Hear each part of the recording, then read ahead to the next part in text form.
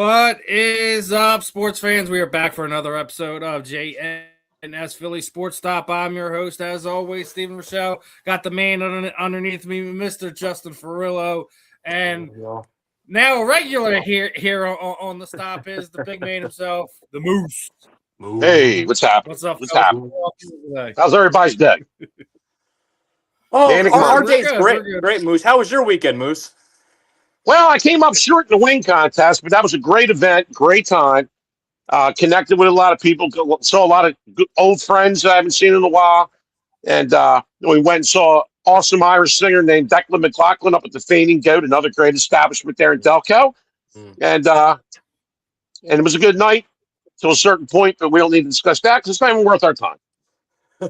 Yeah, we don't need to get to it. I already told you when they start pushing that envelope a little bit more, we're gonna start naming names and we're gonna start throwing people for their crappy behavior under the bus. But yeah, exactly. Yeah, I was just going to say right now. Yeah, exactly. But every episode here on the JNS Philly Sports Stop is brought to you by Fight Wax. Fight Wax is the ultimate skin care product for your athletes and your active members. It helps treats cuts, swelling, scrapes, and abrasions, rejuvenates and restores stress skin. Customers have used for soreness, stiffness, recovery, and designed for athletes of all lifestyles. Provides an ultra silky, non-greasy feel, deep hydration for everyday skincare. Help fight dry skin. Customers use for eczema, psoriasis, and other skin disorders. I actually seen they made a post. Somebody had like a cut on their finger, right?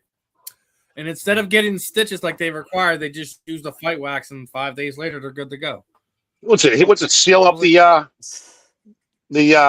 well, no, like it's all right. Like when you know most people like you use Vaseline and stuff like that.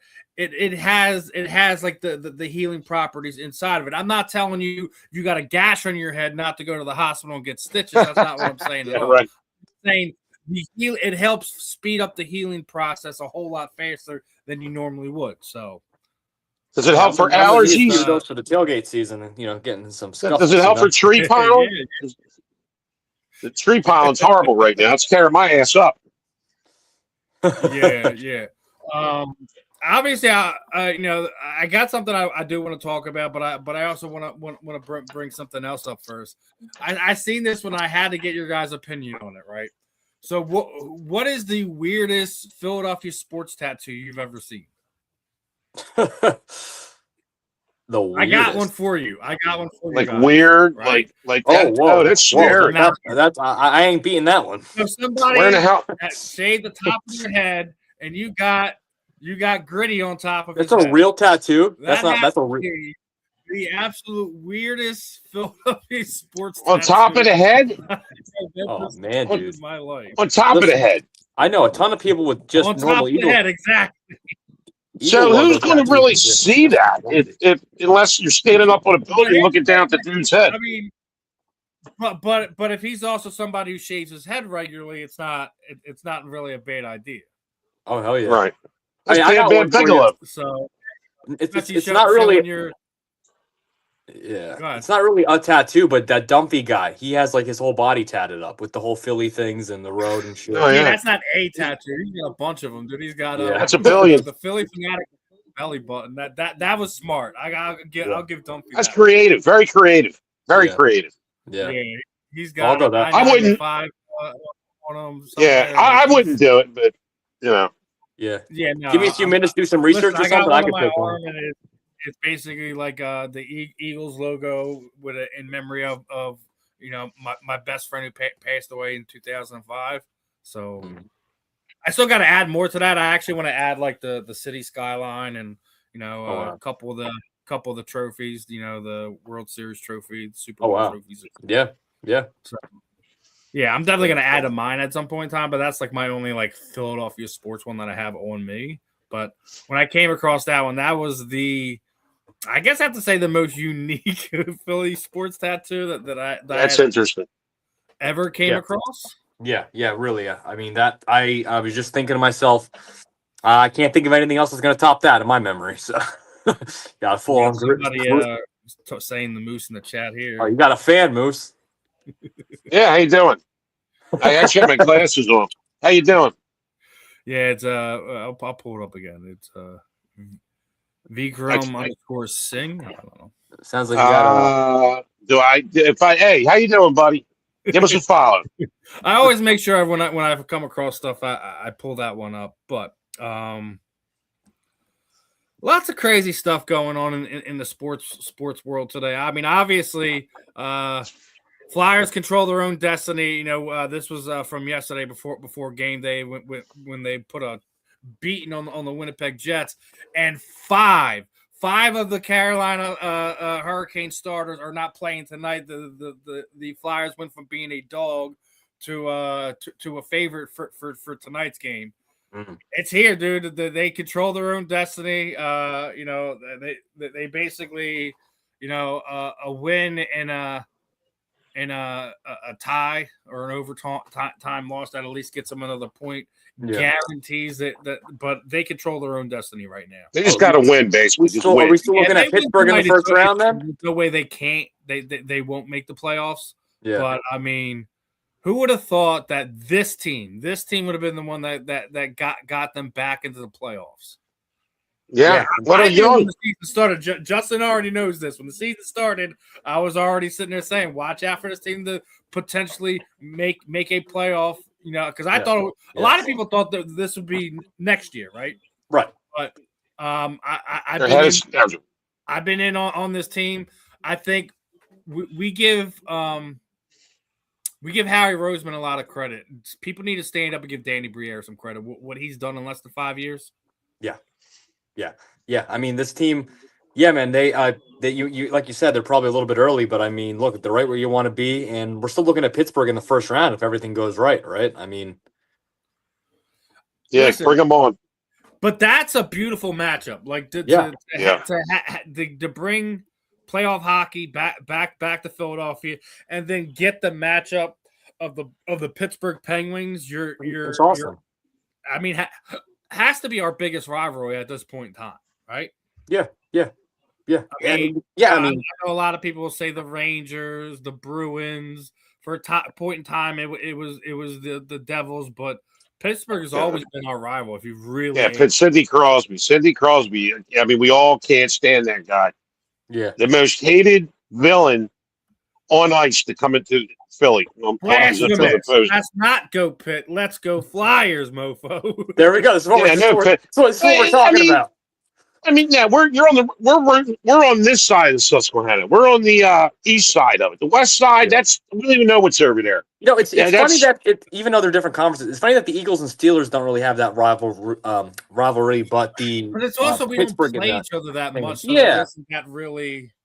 The Pirates and the Phillies used to be a thing back in the day, but the Pirates are irrelevant. That was also because you know Andy Van Slyke and Barry Bonds and Jerry Beck and all them guys. They used to murder us at the worst times.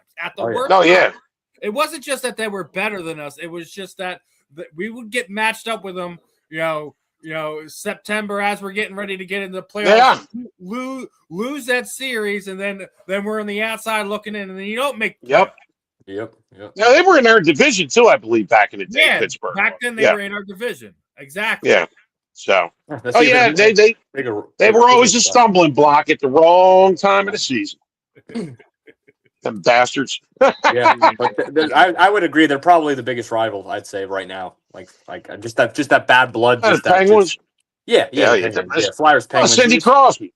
I mean, he's the guy. He's the guy we love to hate. Everyone hates Sid the Kid. Everyone in Philadelphia hates Sid the Kid. Oh yeah. Evgeny Malkin, he's annoying, but he's not like on the level of Sidney Crosby. And it's funny because the previous duo that you had in there, Lemieux and Yager, no one hated them guys. No one in Philadelphia. Never classy dudes. Never classy guys. And Justin could attest to this. He was just at the Yager when Yager played here for 1 year. 1 year. He went from being like kind of like the outside looking into he's part of the family kind of thing. So it's one of those things where it's like you scratch your head at it. You have to scratch your head at it. You don't know what to say. Yeah, absolutely. I'm just happy that they're rolling right now and they're getting hot at the right time. You know, you want to be hot, we're going right into the playoffs, and that's all you can ask for. So have a wonderful day. You too, buddy. Yeah. You're not understanding a single word we were just talking about. Are you serious? Are you speaking a different language? I Probably. think that has to be a troll comment. I don't understand what he's saying because we trolls. definitely we I love the term but he said he troll. liked your mustache, Moose. Right? Yeah, well, thank you.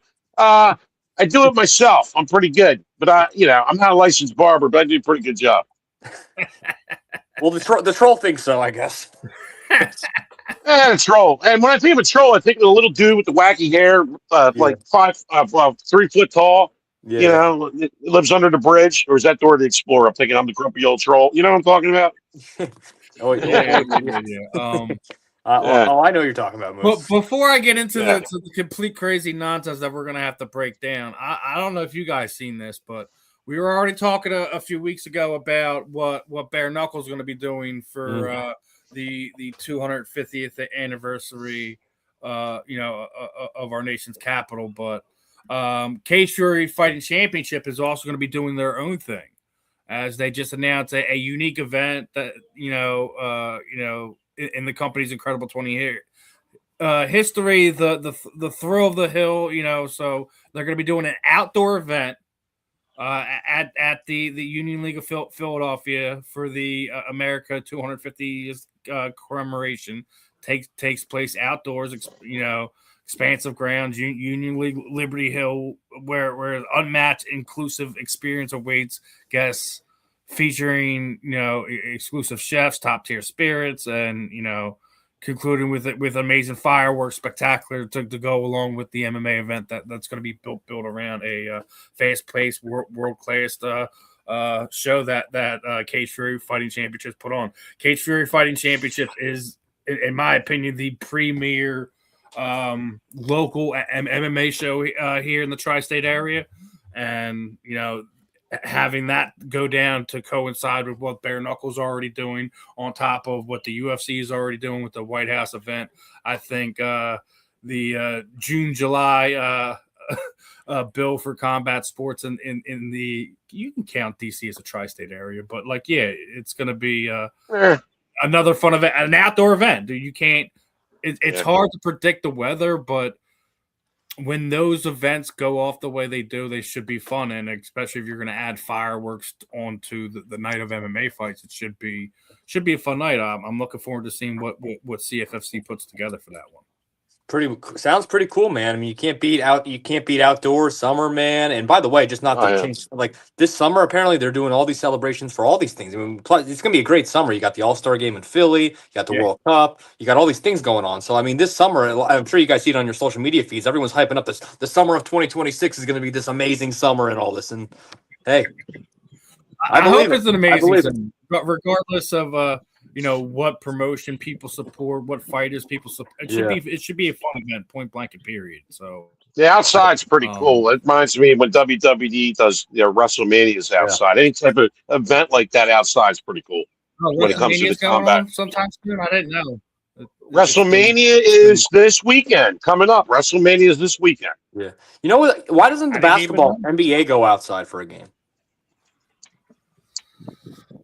Like you can totally do that on a nice spring day. But I agree they should do an event like when they can kind of predict and kind of flex it into a situation. Like the Winter Classic in hockey, like the Winter Classic. Who played on an aircraft carrier one time? That wasn't a basketball game, was it?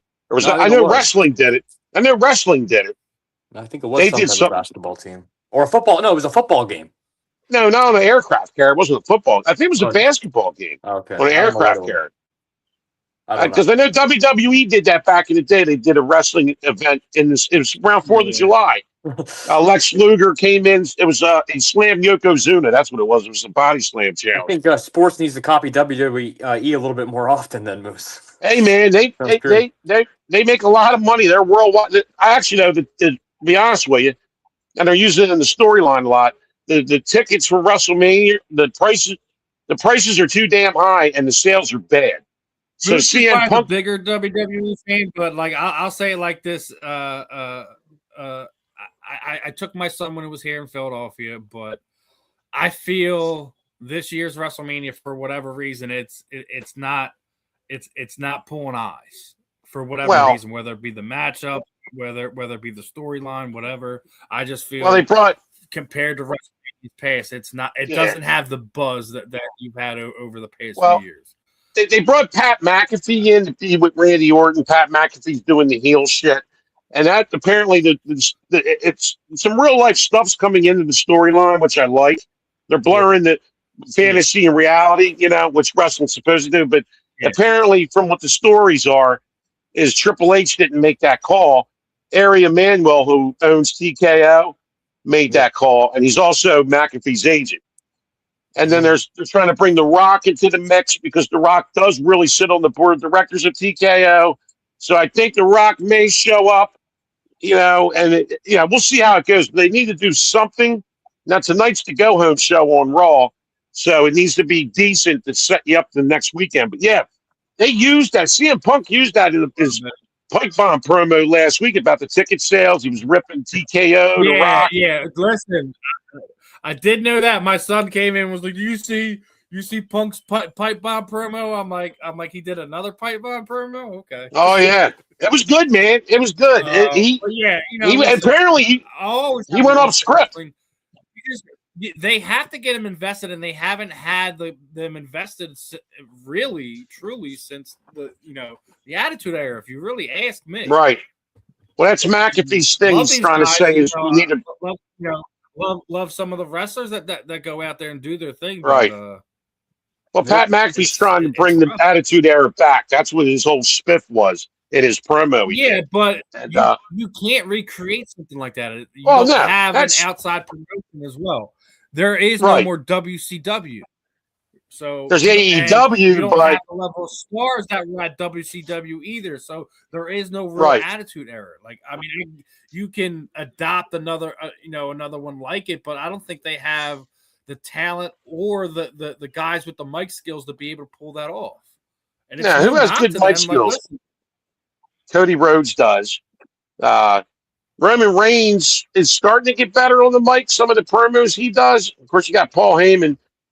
It does the best promo work and speaks for whoever he's managing or whatever. Yeah. But it's all about the mic skills. It's great, with wrestling. We know this, Steve. It's about the mic skills. Yeah. And if you're a heel, getting the heat. Well, I had to bring this one up. I know you love the old time guys as far as Philly media goes, but Mike Missinelli. I saw this. It's a wild story, man. It's never a fan. Never a fan. Honestly, look, I don't have like the utmost respect for Mike. I know that he's been a great media member here in the Philadelphia area. I always felt somehow it's possible that he has a bigger ego than Howard Eskin. Oh, he does. Howard Eskin was without a doubt the better reporter, sideline. I thought he was leagues above Mike. Mike just had the name coming with him. I actually thought Mike was more of a hockey guy than anything, but that's just my personal opinion. Yeah, I'm not a fan of Mike. Never have been. I thought he came off as pompous. Listen, you don't put your hands on your wife. I don't care. No, absolutely not. However you want to word that, whatever words out. Listen, dude. And unless she hits you over the head with a marble stone or something like that, and you're bleeding, that's the only time I could consider you putting your hand on your wife because she done initiated the self-defense at that point first. But if she just says something smart and you don't like and you turn around and backhand her, I got a problem with that. Man. Yeah, that's. I ain't gonna want no kid to do that to my daughter, so I damn well I'm not gonna accept it from one of our media members. And so was he? Really call Mike a media member anymore because he's no longer part of 97.5 anymore. He's a part of that little crew of guys that kind of started their own type of media company, so to speak. So yeah. But good luck getting back on mainstream radio with this going on, Well, how old is he anyway? Is he, in his 70s? I think How so. old is Mike? Probably 70s. Probably 70s. 60s or Yeah, 70s. Maybe. yeah, he's done, man. Domestic violence, he's done. There ain't no getting around that. Yeah, and I already said it. Like, you put your boy Eskin in the same boat for, in all laxatives of a purpose. It's SA, man. Regardless if it's It's not. Yeah, it's not good. Yeah, it's not good. It's SA. But missing Ellie, I think they're going. He's tough. We ain't ignoring you, brother. We're just trying to go with the flow of the conversation, not break it up. Having you, like, when you guys add something in that I think is going to be in there, I'm absolutely going to pull you up. You're not being ignored, my friend. Yeah, he's Mike Missinelli, dark spot, dark day. Needs to do better. Needs to be better. Right? Yeah. Counseling. Now, go see before I counseling, Mike. The main crux of where this evening's conversation is going to go, I got to talk about this, man. So I don't know if you guys seen the comments that the former Chiefs player made, right? No, I heard about it. He goes out there and buries this dude. So former Chiefs defensive end had made this comment about getting blown out by the Eagles in the Super Bowl, saying that the 49ers team was better. And Darius Slay did not waste any time and was like, "Yeah, buddy, tripping. Y'all ain't standing a chance. How you gonna talk like that when we took our starters out in the third quarter? We could have dropped 50 on your boys, like, for real, right?" So Darius Slay still doing right by the Philly fans and standing up for him. For sure. Much love. Yeah, this was another one along those lines, but. He had commented back to Darius, was sitting there saying, like, you guys weren't that confident. And then everyone started dropping clips and videotapes.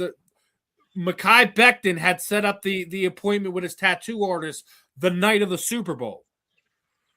We all remember Saquon Barkley's, addressing the team beforehand. I remember that. Yeah, I remember them. So, I remember that. Sitting there saying, like, they weren't confident that they were going to do it, and Charles even said, like, "Oh, I thought it was going to be a dogfight and this, that, and the third, and that we just run away with it at the end." How's that a dog? Like, y'all weren't even in a fight. No, y'all didn't even put any points on the board until the game was basically over.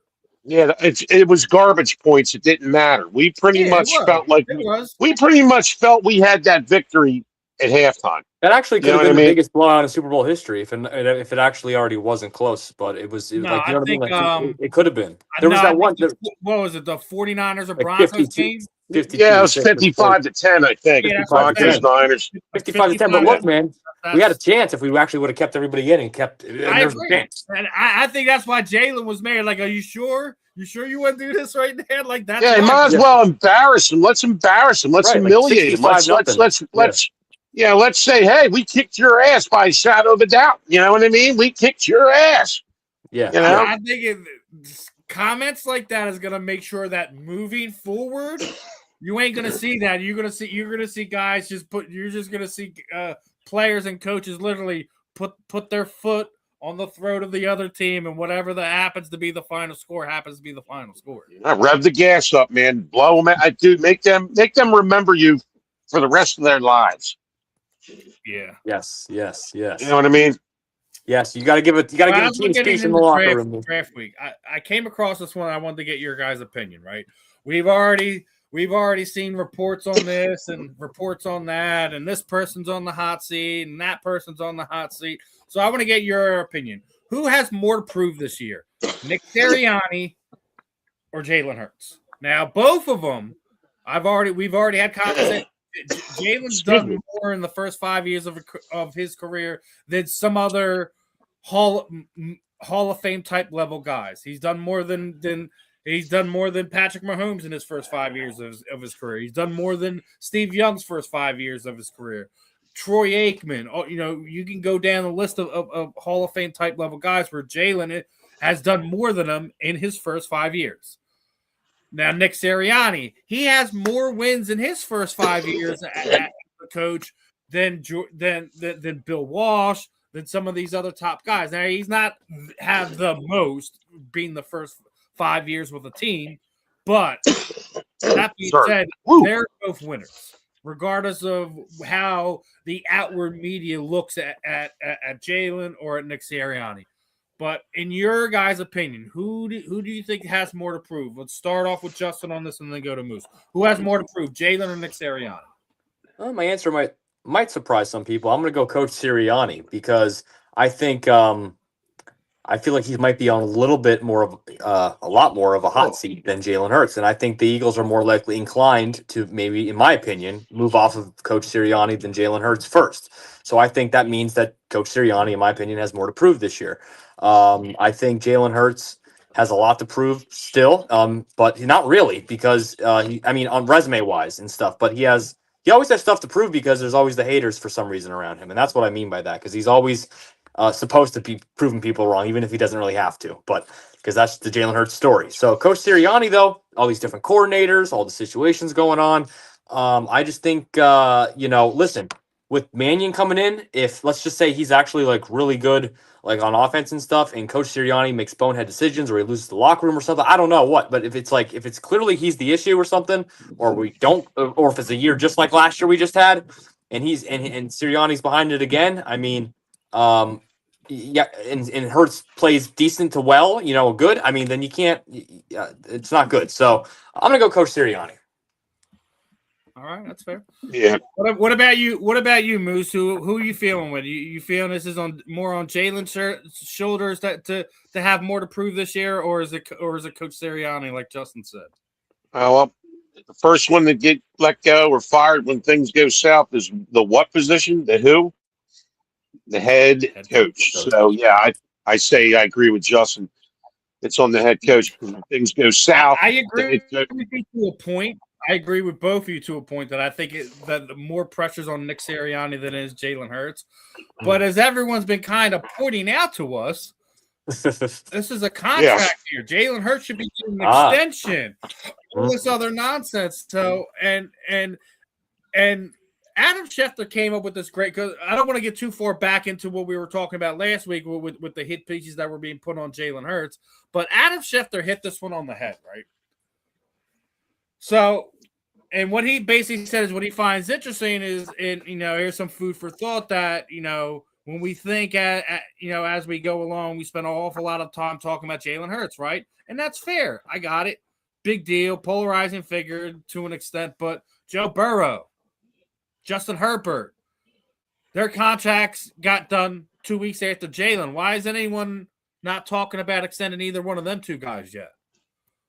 When is Joe Burrow and Justin Herbert gonna be held to the level of scrutiny that Jalen Hurts has? And we've already talked about it. Toughest city to play in, toughest position in sports to play in anywhere is quarterback of the Philadelphia Eagles. I don't care what anyone says. I agree with you. I agree. What about the Dallas Cowboys? They let Tony Romo be the quarterback there. The picture of mediocrity is that man right there. Yeah, and look, they don't love the sports like we love our sports. They don't have the passion like we do. So it's not the same. It's just not the same. The scrutiny is not the same there. I'm not trying to diss people that love their teams, but you know what I mean. It doesn't matter.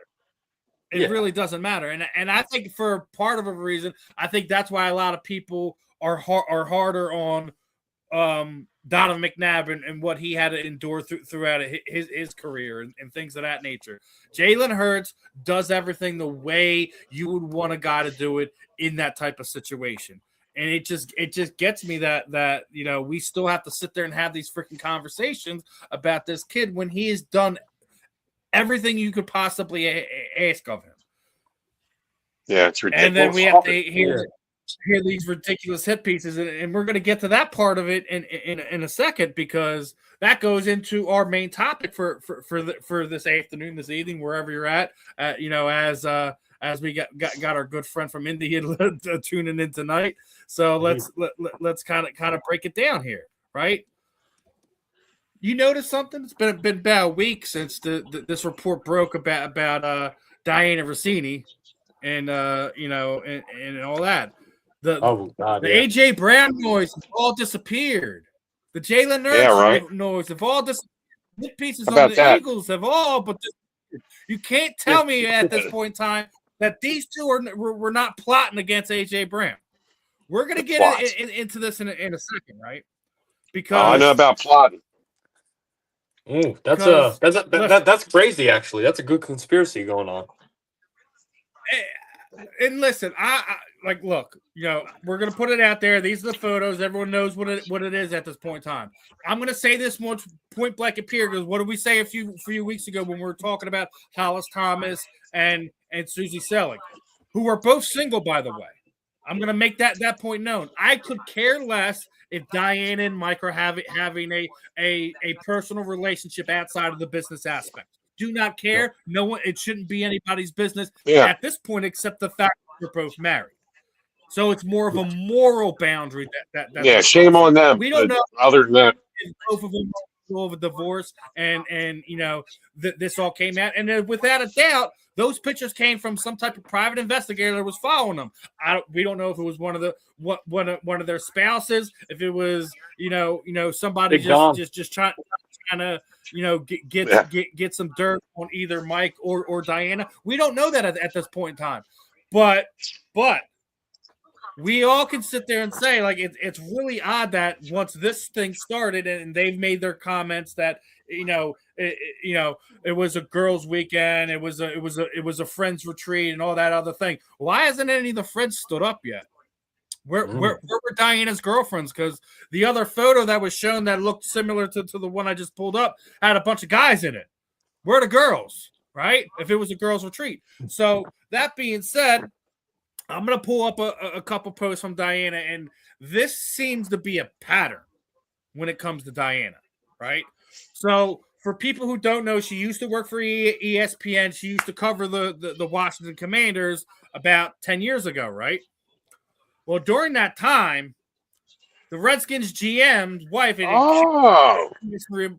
reporter of trading favors for stories, right?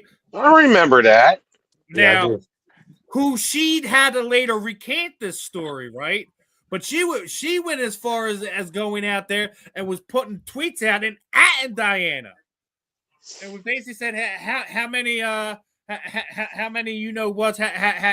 had to give to get the story, and then they laughed at you afterwards. And Dianna was basically like just completely ignoring that fact, and the GM's wife was like, I'm pretty sure this info is coming from her husband, who later had to recant the story, right? There's also, is that when Daniel Snyder owned the team, right? Two ESPN reporters got into a fist fight because they were both dating Sean McVay at the time, and was who, Dianna Russini. Now, even furthermore, her husband is an Eagles fan, right? Yep. So this was from 5 years ago, Christmas, 2020, right? Mm-hmm. That she was basically putting out this thing that you can't wait to get out of the car because her husband was verbally going through every single final 3 minutes of the Eagles Super Bowl win. And the only reason she hadn't jumped out of the car because she knows that when she gets dropped off, he's going Christmas shopping for her. And then somebody had made this comment: "Are you going to Nashville again, Fred? What kind of question is that?" And she has a picture of a boot, right? Nashville. Yeah. And his thing is, sorry, silly question by me. Did they add a room for you at the Vrable compound? That's wild. So, again, I'm going to reiterate: if they are in a personal relationship, I do not care. Do not care. Yeah, I can care what they want to do with their personal time is on them. However, that being said, there is the ethical boundary, and if they're not trying to run down the price on one AJ Brown. Now, the only one that said anything about AJ Brown since this happened to be Mike Garfolo. It was based on his conversation. He said it could go either way. They're building around A.J. Brown, but also they're making it, if they trade A.J., they can feel good with the guys that still remain. And the reason why I think that's a big deal is because what I just said. I feel that we already know that Dianna has been doing nothing but post about A.J. Brown for the better part of 9 months. Yeah. And if she was, in fact, having some type of personal relationship with Mike Vrable, who's openly said that he's been in contact with A.J. Brown over the last few years. Is that not tampering? Or did I Sounds like it to me. Yeah. Sounds like it to me. So my question is, the personal relationship aside, do you guys feel that Dianna has crossed the ethical boundary of being a reporter, of being a journalist, of being an insider, with Mike being as what we've seen being posted as far as her articles go on A.J. Brown? Sure. Look at her history. I mean, this is what she does. Yeah, and I haven't seen a lot of people go I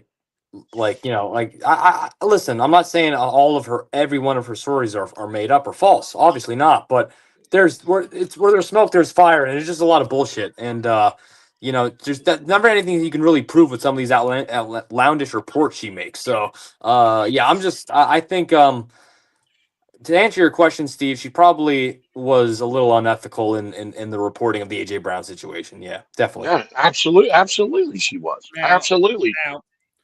Now, everyone remembers initially the Atlantic had her back, was basically, this is this is unfounded, this is defamatory, all this other thing. Well, guess what? They changed their tune, because now they said they had miscalculated the scale of the Russini Vrable story, and now that they're doing their they thought it was a hit job, all this other stuff.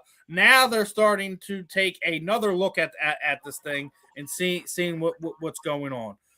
Now, my big thing about this whole thing is, right, again, I'm going to read her. If they're having a relationship, they're having a relationship. I could care less.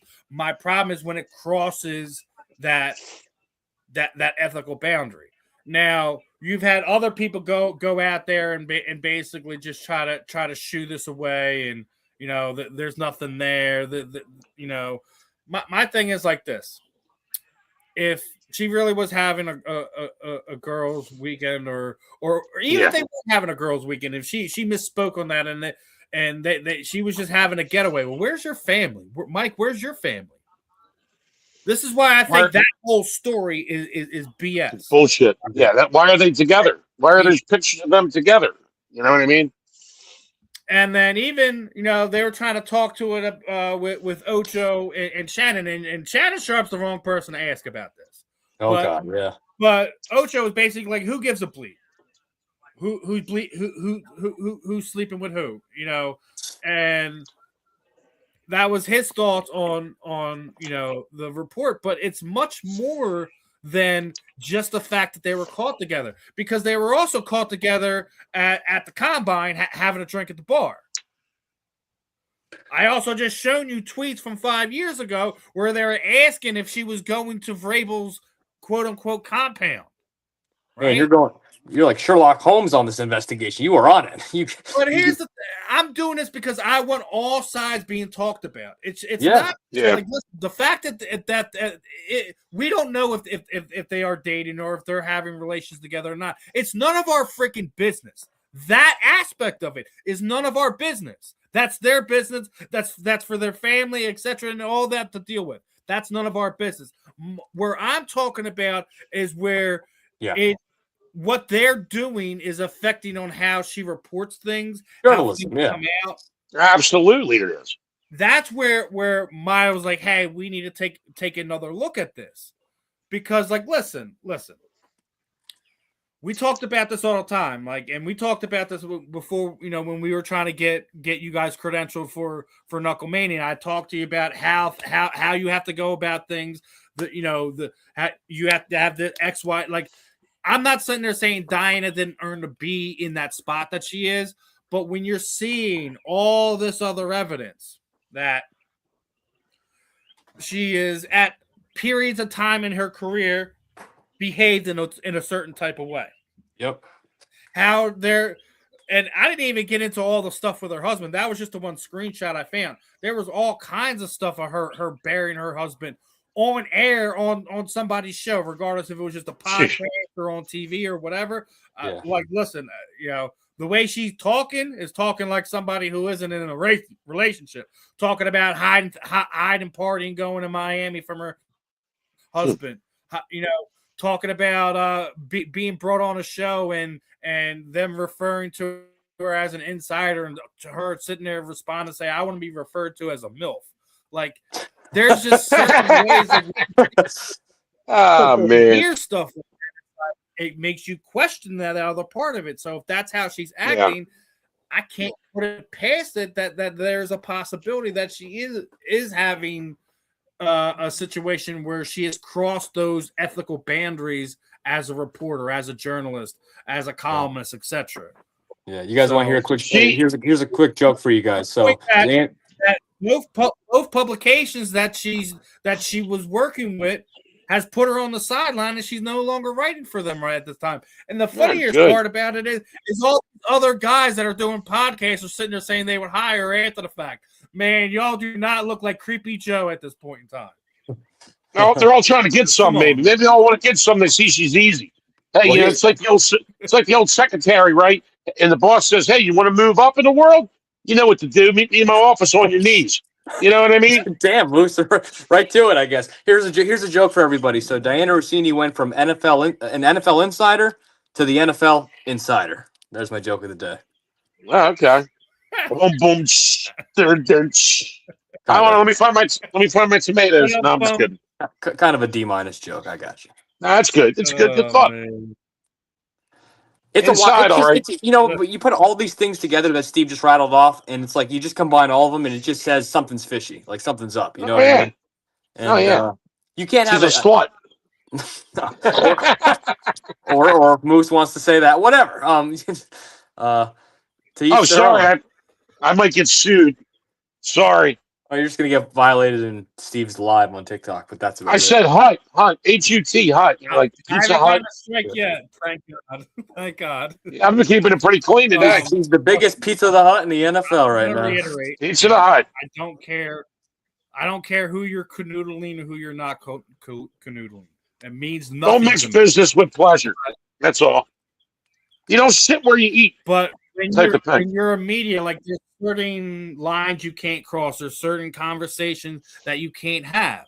Like, could you imagine if I'm sitting there like, all right, you guys know that, heavy in the combat sports world, and one of the female fighters I was talking to, I'm having these conversations that are crossing those lines. Man, like you're gonna be outed faster than there is no tomorrow. But what you're saying is you're getting into the wrestling ring with her? As far as the public perception goes, is the fact that Mike Vrable looks like he's getting out of this scot-free. And everybody's saying nothing about him. With that. Yeah, he's not getting ripped or nothing. About the media availability today that they sent out the GM, and actually another media member friend of mine had told me that he was never scheduled to be on the media call list for this week. Wow. But up in the prior years, he had been the pre-draft pressers that they do, that he was a part of. But for whatever reason, this year he wasn't, and the GM was available. But he is scheduled to have a post-draft press conference, and I think it's going to get brought up. It absolutely is going to get brought up. A smart reporter would bring that up. I think he was scolding one of his players about like some type of religious stuff he was posting about. If this is in fact true that him and Dianna have a personal relationship outside of just being reporter and coach, then it's looking bad for you, brother. It's looking bad for you. Well, So yeah, I mean, because then any report, Patriots report, AJ Brown report, I mean, they're all tied together. It just anything from the Titan years. I mean, you just can't trust anything anymore. Then if they have if but the that's other if thing it, is no one else is saying anything. Fox isn't saying anything. ESPN isn't saying anything. And it makes when they're absolutely mum on it and they're like, well, let's wait till the details come out of companies that have no problem throwing anyone under the bus any other time, speaks volumes to me that there's way more going on than the scale of just these two. Yep. Right. Yep. It's a So, big there's something going conspiracy. on. Yeah.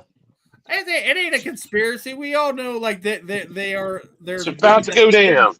My problem is what about the women who bust their butts to get the respect, to get in those positions? Like, do you ever remember Pam Oliver ever being caught at a resort location with Michael Irvin or Larry Fitzgerald or Randy Moss or anyone like that? No, because that's an ethical boundary. Who was the first real woman we had on ESPN? Robin Roberts. You think she was Good Morning America? Berman or anyone like that? No, absolutely not. No, they were busting their butts working hard. So it leaves a unique situation. And what's her name? She was with NBC. Hannah Storm. Was it Hannah Storm? I can't remember freaking name. Rachel Nichols. She there's been a lot of women who sacrificed time, energy, money to get to where they were at for the respect and if all this is believed to be true, there's no way that you can't say that Dianna did not send women in sports media and journalists back 30 years, right? Or if not more. Yeah, like you have to think about the people the women that's done it right and done it the right way before her, regardless. If you believe the reports or if you don't believe the reports, it's a black eye. It's a black eye on all of it, and you can't just ignore the obvious elephant in the room. Now the other Eagles news that came out this week was the big trade that we made, right? Bringing in Wicks from Green Bay, and that you would have thought it would have re-sparked all the AJ Brown rumors, but I just showed didn't. We just talked about why they're not happening, the AJ Brown rumors anymore. But continue. I already told you guys I didn't believe it anyways, and if we make it past June 5th, if we make it past June 5th and there's no trade, there won't be a trade this year. Right. I already that wide receiver room is pretty filled now. I mean, what are they going to do? Pretty filled, but we've already heard how an intricate passing offense is being brought in, and I don't think it's going to be a heavy 3-guy room. Between AJ, Devontae, and Dallas Goedert. I think this gives you an opportunity to really spread the ball all the way around. You might see a game where not a single guy gets more than 5 targets. Right. How will AJ feel about that? I don't care. Who cares, if they're winning and they're putting more than 30 points on the board, I do not. Exactly. Winning solves everything. It solves everything. That's how the quote goes, and it's damn true. That's what they say. That's right. It's true. It's true. When they're winning, everybody's talking about Amari Cooper being linked to the Eagles. Now that brings me up to this next one, right? And appreciate Eddie from always tuning in on the chat, but there's a pretty lengthy list of notable free agents that are still available. And I want to get your guys' opinion. Do you think the Eagles are going to be involved in any of them? Obviously, multiple different receivers on this list. Tyreek Hill's available. Stephon Diggs is available. Deebo Samuels is available. David Njoku is still available. Joey Bosa is still available. Trayvon. That's interesting. Is available. Do you think there's anybody on this list that but by the time the season starts is going to be a Philadelphia Eagle? Start off with Moose on this one. I'll tell you what, if the money's right and you're not overpaying anybody, get them for cheap because they sit out there too long. The longer they sit out there, the better it is for how much you have to pay them. So, hey, if somebody's let's say we get into end of June, early July, and they're still sitting there. Let's say we get into training camp because you always need extra hands in training camp. And one of these guys is sitting there still. You know what I mean? You get them for cheap. I know that they keep linking guys to them, wide receivers in the first round. I don't think that's a thing. I think it's going to be offensive line, edge, or safety is going to be the Eagles' first pick. It's going to be the best available when they pick at those positions I just named: offensive line, edge, safety. I do not think they're going to. I will be stunned if they give me a minute. Give me a minute, real quick. I'll be right back. All right, brother. Right back. It's a perfect time to segue into the Sixers since Moose is walking away.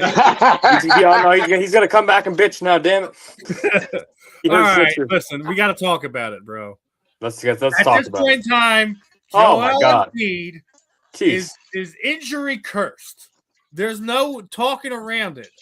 Obviously, no big injury this year, right? Gets through what, like 90% of the season, and then he gets appendicitis. No, it's two different orbital bone fractures, a concussion. What are we talking about? Cheeseburger? We're talking about McDonald's? Talking about your favorite guy. McDonald's. Mr. McDonald's. In professional sports. There's no way Joel Embiid does not have some type of voodoo injury curse at this point in time. He's been cursed by Danhausen from WWE. You've been cursed. Yeah, if you saw one of the posts I did, I made a nice little comical poster with you're cursed. Now he's just I don't know what his problem. Poor guy. I feel bad for him. Poor bastard. Yeah. Anyway, I don't want injuries. We want him to be healthy and win us the championship. Obviously, we all do. But it's just a shame, man. It's just sad. He just can't. It's the gift that keeps on giving. He cannot stay healthy. he cannot stay healthy.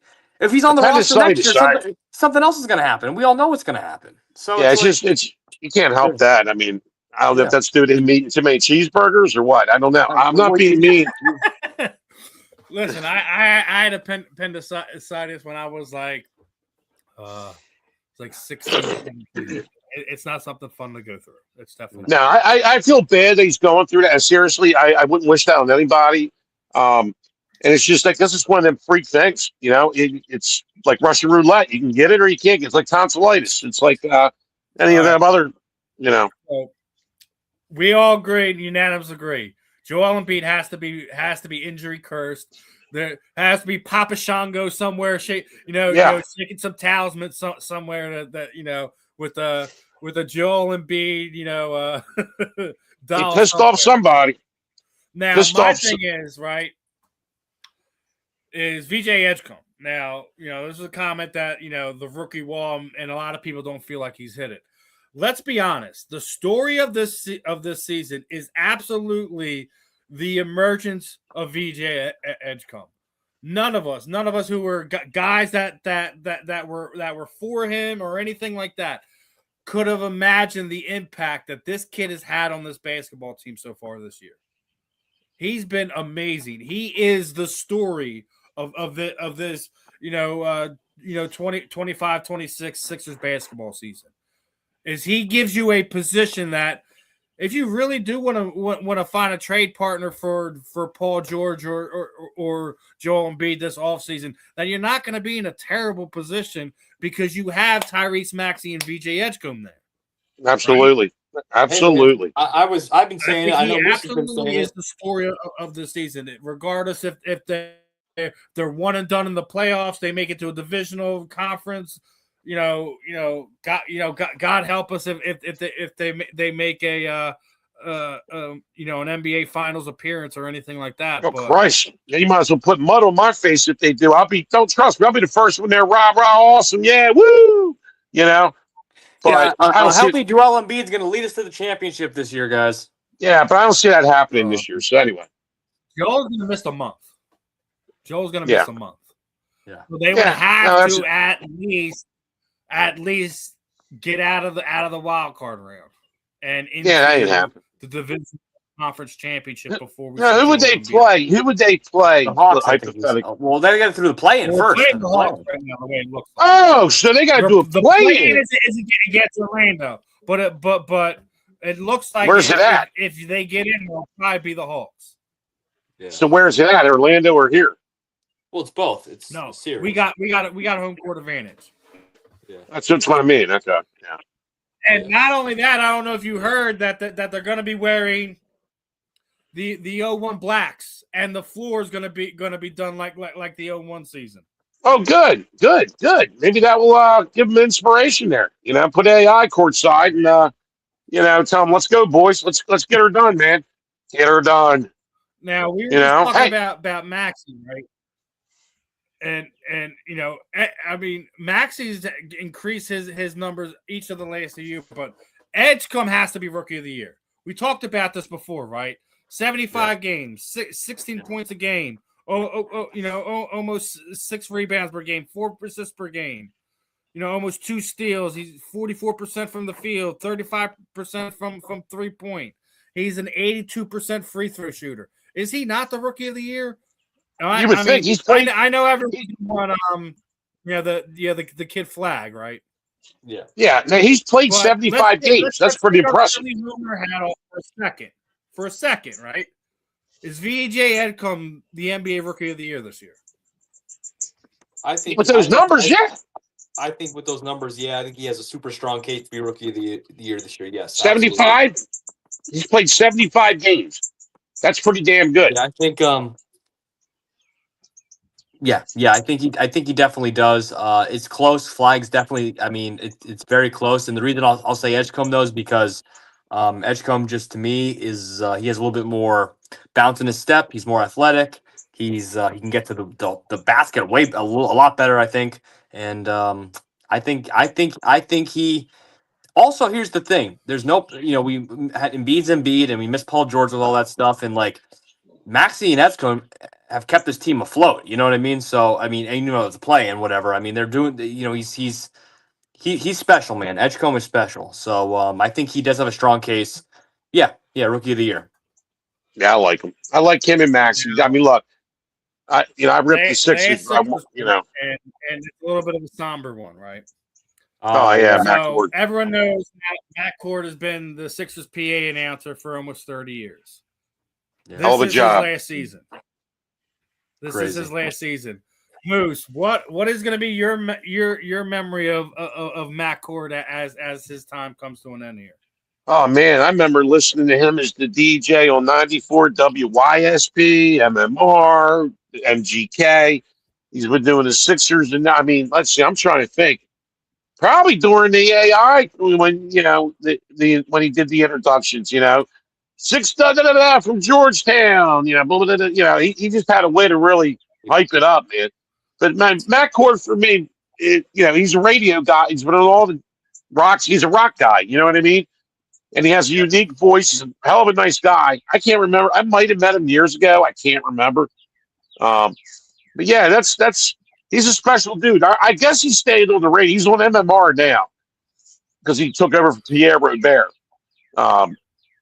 So I guess he stayed in that time slot on the radio. I guess he's not retiring from that, right? Yeah, no, I haven't heard anything about that. What about you, Justin? Okay. I know you don't have quite the extensive memory that Moose has of Matt, but are you gonna miss our Sixers PA announcer the next season? Yeah, I mean he's a legendary voice. How about this for you guys? How about I'll go to the AI era too, but the Andre Iguodala era. That AI. Oh yeah. And when he used to announce Iguodala, I'm pretty sure he used to be like Andre Iguodala. That's how he used to say the 3 Iggies with it. It was classic. I just like the way he said it. So he had a special way he pronounces Iguodala's name, and that was just cool. I guess I don't really have any. I never met him. I don't have any memories like that, but he was a great voice. He's going to be missed, and he's definitely going to be missed. And tough job to replace, man. Like same thing with Merrill Reese. When Merrill goes, replacing him, you got some tough shoes to fill because. Well, you got Dan Baker still doing Phillies. Dan Baker. Dan Baker's a legend. Yeah. Remember when Dan Baker did Phillies and Eagles? Yeah. He stopped doing Eagles. A couple years ago? Yeah, I went to a lot of games. I think when he was still doing the Eagles. Yeah. Oh, Dan Baker was the voice. You go to a stadium, whether it was Phillies or Eagles, he was the voice. You, and I think this is a tough one, right? So we were just talking about Pittsburgh and all that other stuff. Do you notice one thing about their sports teams? What? They all have yellow. Bingo. Now, obviously, Steelers, Pirates, Penguins, all the same color scheme, right? Now, here's my question to you guys. Do you think more teams should adopt the same color schemes? Because objectively, I don't think this is a bad look for the Steelers, for the Penguins, for the Pirates, right? Right. Now, obviously, here in Philadelphia, we got multiple different color schemes, right? Flyers. I'm gonna put this in an AI prompt and make like all the sports Eagles, in different colors. Eagles obviously with the greens, right? Yeah. But the Phillies, the Phillies and the Sixers are red, white, and blue. One of it, but what way would you go? Would you make the other teams adopt into the Eagles colors, or would you do more of a red, white, and blue for Philadelphia? How about neither? I like orange and black. That's pretty Everyone cool. In orange and black? I don't know. No. I'd go the green and white if I had to pick, but red, white, and blue because the Phillies and Sixers do that, and think about it. Philadelphia was that's where our founding fathers signed the Declaration of Independence, and that's USA right there. Philadelphia, the Liberty Bell. Yeah. That's where we became a nation. And red, white, and blue, man. That's why the Phillies and the Sixers, the Eagles. Well, remember they were Frankfurt Yellow Jackets. They wore the city colors, Team Sweden, I call it. Yellow and blue. And the Phillies are doing that. They do that on Friday nights in home games. They wear Team Sweden. It just looks better on them than it did the Eagles. That looked horrible with the Eagles. Eagles brought that back in like 2005 or something. They played a game like that. It was crazy. Yeah, I was against the Lions where it was it was the opening game. Donnie was there off, and it was Kevin Curtis, if I remember correctly. Yeah, you're right. Yeah. He went I was there. Crazy. That completely disappeared the whole rest of his career here in Philadelphia. Yeah. It was those uniforms, bro. It was those uniforms. Team Sweden. Well, that's the city colors, and Team Sweden. Yeah. But the Eagles actually look at it like when you look at PA, the color of the flag, that's what it looks like. So yeah, I think blue's a different color if I remember correctly. But the Flyers, they always put orange. We're wrapping this one up. I'm gonna always pass it around the horn to you guys. What do you guys got going on this week? Let's start off with Moose. Nothing. Nothing. You had nothing to say to the people. I did have. I have nothing. Sunday is next week, so that's next week's event. Sunday, we got the thing going on. But that's technically Sunday starts next week. So as far as this week, I'm working, doing my thing. I got yard work to do. And I might be out and about floating around. You never know with me, but I got to do the adulting this week, and that's life. That's the way it goes, brother. Got to pay the bills, man. Got responsibility. Yeah. What about you, Mr. Fiorillio? What do you got for us? So I'll be with Moose April 19th, Monty G's birthday bash in the G Lot by Xfinity Live. Just had a chance to be with Makuba a few days ago. If you didn't have a chance to check my page, Eagle Safety Andrew Makuba brought him to a few schools in the area. It was an amazing day, amazing time. He's an amazing person, great athlete. April 20th, 420. I did mention I'll be with Dr. J, and I just found out there'll be a few more special. Cool. Very cool. I'm humbled. Yeah, two special guests that'll be joining me. I just found out Mayor Parker of Philadelphia, who I just had a chance to meet about last month at an event, and a gentleman I will have never met before, the Governor Shapiro. So he'll be there, and that's going to be on April 20th in Philly. And hey, man, just always looking for the next event. Keep you all posted, and but Steve, what do you got on your lineup? Not much, man. I just had an interview. Well, actually, it was Saturday night. I was talking to UFC middleweight Trayshawn Gorey just came off a big win. I don't know if you guys happen to catch the UFC fights this weekend, but holy crap! I did see a little bit of it. Yeah, they were there in Miami. Yeah. It was probably one of the lowest gates that they ever had, but I thought the overall card was amazing. Yeah.